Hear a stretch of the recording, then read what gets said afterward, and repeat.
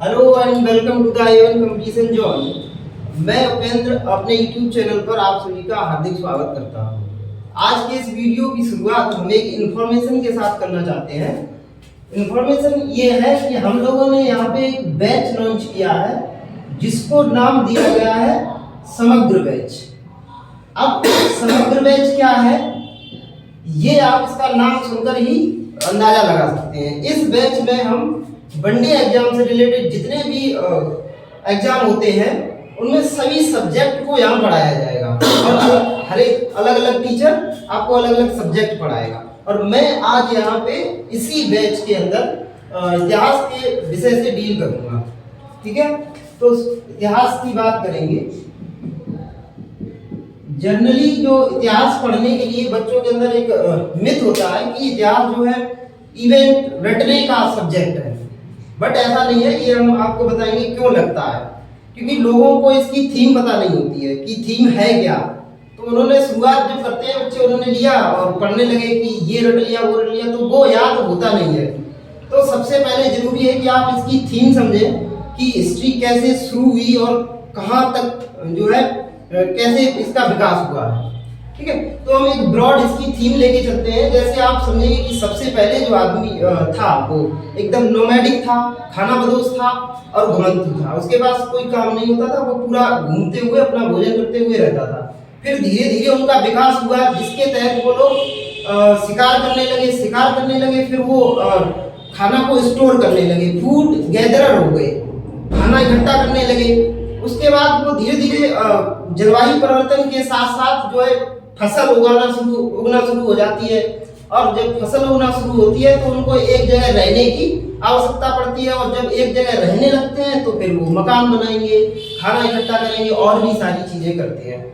ऐसे करके जब आगे बढ़ते हैं तो फिर सभ्य मानव आता है। सभ्य मानव आने के बाद आप देखते हैं कि हड़प्पा सभ्यता आती है और फिर वो पूरी तरह डिस्ट्रॉय हो जाती है। फिर हम वैदिक कल्चर में शुरुआत से छोटे छोटे गांव बनते हैं और उसके बाद फिर जो कबीले बनते हैं, कबीलों से जनपद बनता है, जनपद से महाजनपद बनते हैं। और ऐसे करके बौद्ध काल आता है और उसके बाद जैसे जैन काल आया, बौद्ध काल आया और उसमें आप मौर्य काल आएगा। फिर ऐसे करके धीरे धीरे आप देखते हैं कि विदेशी आने लगते हैं। सिकंदर आया, उसके बाद काफी गुप्ता पीरियड के बाद विदेशी आक्रमण हुए भारत पे और तरह तरह की परेशानियां आई। उसके बाद भी आज हम लोग जो है ब्रिटिशर्स आए, उसके बाद ब्रिटिशर्स ने राज किया और उसके बाद आज हम स्वतंत्र भारत से लगभग 75 साल हो चुकी हैं। तो ये एक ब्रॉड थीम थी कि कैसे हमें इतिहास को पढ़ना है। ठीक है, और अप्रोच जो है पढ़ने की वो हमारी ये रहेगी 3P और 1E की। ये अप्रोच क्या है कि किसी भी इतिहास में हम किसी भी घटना को अगर पढ़ना चाहें तो उसमें हमें क्या पढ़ना चाहिए। एक तो पर्सन, कि किसी भी इवेंट से कौन सा पर्सन रिलेटेड है। दूसरा क्या होगा, पीरियड, जो इवेंट हुई है वो किस पीरियड की इवेंट है। तीसरा क्या है, प्लेस, अब जो घटना घटी है वो किस प्लेस पे हुई है। तीसरा है इवेंट। जब हम इतिहास में किसी भी चीज को पढ़ेंगे तो इन चीजों पे फोकस करेंगे कि इस पर्टिकुलर इवेंट से कौन सा पर्सन रिलेटेड है, कौन सा पीरियड रिलेटेड है और कौन सा प्लेस। इसका मैं जैसे एग्जांपल दूं, अगर हम अभी वर्तमान में बात करें तो सब लोग जानते होंगे कि एक सबसे पॉपुलर मुद्दा जो है वो श्रद्धा मर्डर केस का। अगर आप इस पे नजर डालें तो सबसे पहले आप क्या सोचेंगे कि ये मर्डर केस किसने किया है और कौन इसमें संबंधित है, तो पर्सन की बात होगी। दूसरा ये मर्डर कहाँ हुआ है, तो प्लेस की बात होगी। और ये इवेंट तो है ही, और पीरियड कौन सा टाइम था, किस समय पे हुआ। तो हम ऐसे करके शुरुआत करेंगे। ये हमारी अप्रोच रहनी चाहिए कि अगर कोई प्लेस, कोई भी इवेंट होता है तो उसके बारे में ये अप्रोच रहेगी। ठीक है, इस अप्रोच के सहारे हम पूरे इतिहास को पढ़ते हुए चलेंगे। तो अब शुरू करते हैं हम अपने टॉपिक को। इतिहास या फिर हिस्ट्री। हिस्ट्री जो शब्द है वो ग्रीक शब्द हिस्टोरिका या हिस्टोरिया से लिया गया है, जिसका मतलब होता है to enquiry, to enquiry about past, to enquiry about past, past के बारे में जानना। और अगर इतिहास की बात करें तो ये शब्द का जब हम इसे इसका संधि विच्छेद करेंगे, इतिदम हास, इसका मतलब होता है कि ऐसा हुआ होगा, ऐसा हुआ होगा, क्योंकि हमें एग्जैक्ट पता नहीं है कि क्या हुआ होगा, तो हम गैस करते हैं पुरातात्विक साक्ष्यों के आधार पर कि ऐसा हुआ होगा। तो इसके आगे इसके जो पिता हैं वो हेरोडोटस को कहा जाता है, हेरोडोटस को इसका जनक माना जाता है, और इन्होंने एक बुक लिखी थी हिस्टोरिका नाम से, ऐसी कुछ, तो ये जान लिया। इसके बाद हम देखेंगे कि भारत में हम इतिहास की जो पृष्ठभूमि पढ़ी वो कैसे शुरुआत होती है। तो आइए, इतिहास को पढ़ने के लिए सबसे पहले इतिहास को 3 ब्रॉड सेक्शन में बांटा गया है, जो है पाषाण काल, सॉरी, जिसमें हम पहले ये वाला ब्रॉड सेक्शन देखेंगे, प्राक और आद्य और इतिहास। ये प्री हिस्ट्री है और ये प्रोटो हिस्ट्री है और ये हिस्ट्री। प्री हिस्ट्री की बात करें तो ये ऐसा समय था जहां पर हमारे पास न लिपि थी और न लेखन व्यवस्था, तो यहाँ कोई भी लिखित साक्ष्य मिल पाना असंभव सा है, तो लिपि नहीं। और यहाँ का जो अगर मानव की बात की जाए तो वो कैसा था, खाना बदोश, खाना बदोश और घुमंतू। उसके बाद अगर हम बात करें आद्य हिस्ट्री, प्रोटो हिस्ट्री की, तो यहाँ पर हमारे पास क्या है, लिपि तो है पर इसे पढ़ा नहीं गया, पढ़ा नहीं गया। ऐसी लिपि है जो आज दिन तक अनडिसाइफर्ड रह गई, जिसे आज दिन तक पढ़ा नहीं गया। और आगे जब आएंगे तो यहाँ पर हमारे पास लिपि भी है सॉरी, और पढ़ा भी गया है, तो यहाँ से हमें साहित्यिक स्रोत मिल जाते हैं, जिससे हमें जानकारी मिल जाती है कि क्या होगा। इसका अगर टाइम पीरियड देखें तो 7000 BC से ये 4000 BC तक, उसके बाद इसका टाइम पीरियड देखेंगे तो 4000 BC से 2500 BC तक,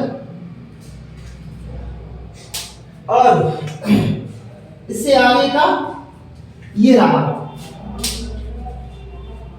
फिर अब हिस्ट्री को अलग अलग सेक्शन में बांटा गया है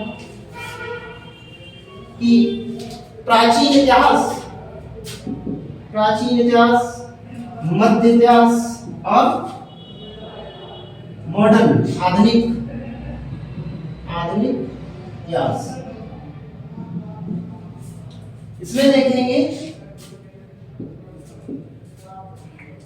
प्राचीन इतिहास में टोटली हमारे पास 7000 जो 7000 BC से शुरू होकर और यहाँ तक 322 से लेकर आगे तक टिल टुडे तक हम इसमें देखेंगे।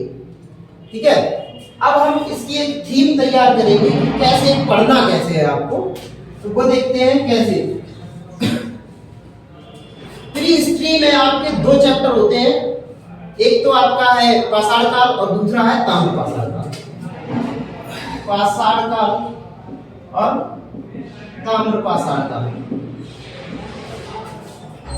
जो इसका टाइम है 7000 BCE से और इसका है 4000 BCE, और ताम्र पाषाण काल जो चलता है 2500 BCE तक।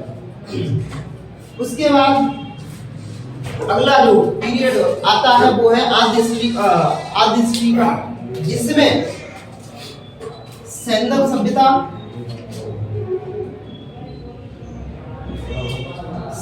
सभ्यता और वैदिक कल्चर को पढ़ेंगे, वैदिक सभ्यता। तो ये रहेगा आपका 2500 से 1500 और ये 1500 से 600 BCE। ठीक है, ये दोनों ही प्री हिस्ट्री के चैप्टर हैं और ये दोनों प्रोटो हिस्ट्री के चैप्टर हैं। अब जो रियल हिस्ट्री स्टार्ट होती है वो होती है बुद्धा काल से। बुद्धा पीरियड से रियल हिस्ट्री शुरू होगी। तो जैसे यहाँ पे बुद्धा काल आएगा, जिसकी टाइमिंग क्या है 600 BC से डाउनवर्ड 322 BC तक। उसके बाद मौर्य काल आ गया, जिसका टाइमिंग है 322 BC से 185 BC तक। इसके बाद मौर्योत्तर काल, इसका टाइमिंग देखेंगे तो रहेगा 185 BC से लेकर 250 AD तक। यहाँ पर एक बड़ा चेंज ये आएगा कि हम यहाँ से 185 BC से 80 से आगे AD में पहुंचेंगे, जहां पर आपको यहाँ पे 57 BC में विक्रम संवत मिलेगा। उसके बाद 4 BC पे ईसा मसीह का जन्म,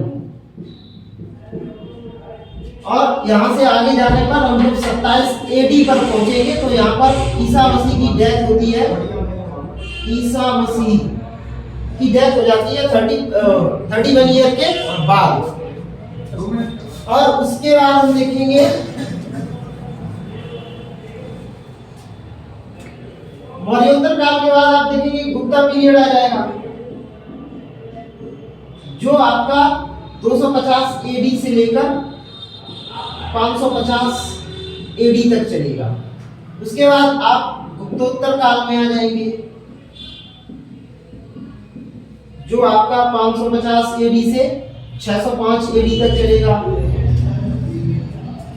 550 से 1206 AD तक यहाँ तक चले जाएंगे। और इसी के बीच में हम लोग काफी जो है पूर्व हर्ष पढ़ेंगे और हर्षोत्तर पढ़ेंगे, और उसके बाद राजपूत घराने पढ़ेंगे। ठीक है, यहां से शुरुआत हो जाती है। हम आ जाते हैं कहां पे, दिल्ली सल्तनत की। दिल्ली सल्तनत जिसका टाइम पीरियड है 1206 से लेकर 1526। 1526 से अब हमारा कौन सा मुगल काल आ जाएगा। मुगल आ जाते हैं 1707 तक। और यहाँ कौन, औरंगजेब लास्ट मुगल बादशाह रहेगा यहाँ पर, औरंगजेब तक। उसके बाद देखते हैं आधुनिक भारत। आधुनिक भारत की शुरुआत जो देखते हैं वो 1707 से 1757 और 1757 से 1857 और 1857 से 1947। ये आधुनिक भारत का पूरा हिस्सा रहेगा। ये पूरा का पूरा ब्रॉड थीम है कि कैसे हम लोग चैप्टर वाइज पूरा इतिहास पढ़ेंगे। तो आज के लिए इतना ही। Till then stay connected, keep learning. Thank you very much.